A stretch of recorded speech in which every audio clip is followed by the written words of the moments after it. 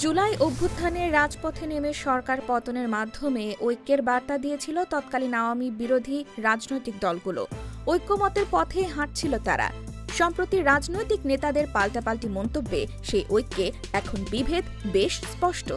বিশেষ করে বিএনপি ও জামাতের সঙ্গে জাতীয় নাগরিক পার্টির দূরত্ব গত কয়েকদিনে চর্চিত বিষয় হয়ে দাঁড়িয়েছে। সাম্প্রতিক সময়ে বিএনপি নেতাদের সঙ্গে এনসিপির মতবিরোধ রাজনৈতিক অঙ্গনে আলোচনার জন্ম দিয়েছে। ঢাকা দক্ষিণ সিটির মেয়র হিসেবে বিএনপি নেতা ইশরাক হোসেনের দায়িত্ব গ্রহণ নিয়ে দলের মধ্যে দ্বন্দ্ব প্রকাশ্যে আসে।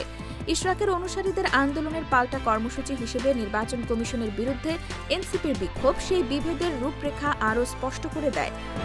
এছাড়া শনিবার ২৪ মে প্রধান উপদেষ্টার সঙ্গে বৈঠকে বিএনপি লিখিত বক্তব্যে সরকারে থাকা দুজন ছাত্র উপদেষ্টার বিষয়ে প্রশ্ন তোলে।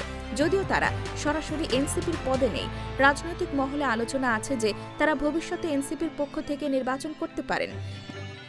বিএনপির বক্তব্যের জবাবে এনসিপির আহ্বায়ক নাহিদ ইসলাম পাল্টা প্রতিক্রিয়া জানিয়ে বলেন, ছাত্র উপদেষ্টাদের পদত্যাগের দাবি রাজনৈতিক উদ্দেশ্য প্রণোদিত। তিনি জানান, ছাত্র উপদেষ্টারা গণ অভ্যুত্থানের প্রতিনিধি হিসেবে সরকারে গিয়েছেন এবং জনগণের আকাঙ্ক্ষা বাস্তবায়নে কাজ করছেন। এনসিপির সিনিয়র যুগ্ম আহ্বায়ক সামান্তা শারমিন বলেন, রাজনৈতিক দূরত্ব নির্ভর করে নির্বাচন সহ জাতীয় স্বার্থ সংশ্লিষ্ট বিষয়ে দলগুলোর অবস্থানের ওপর। বিএনপি ক্রমাগত ক্ষমতা কুক্ষিগত করার চেষ্টা করছে। ইশরাক হোসেনকে কেন্দ্র করে তাদের বক্তব্য, কটাক্ষ এবং ছাত্র উপদেষ্টাদের ওপর একচেটিয়া আক্রমণের প্রবণতা থেকে বোঝা যাচ্ছে প্রশাসনে বিএনপির কতটা প্রভাব রয়েছে। তিনি আরও বলেন, এখনই যদি তারা এত পাওয়ার হাঙ্গি হয়, নির্বাচনের পর যদি তারা ক্ষমতায় আসে তাহলে তারা কী ধরনের দমন পীড়ন চালাবে সেটার ইঙ্গিত এখনই স্পষ্ট হচ্ছে।